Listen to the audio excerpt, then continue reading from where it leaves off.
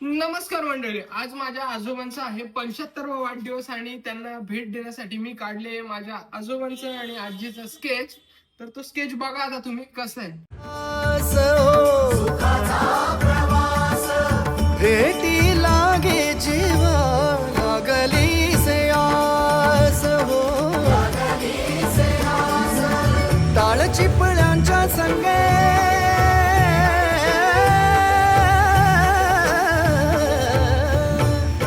टाळ चिपळ्यांच्या संगे घुमतो मृदंग घुमतो मृदंग घुमतो मृदंग आनंदाचे.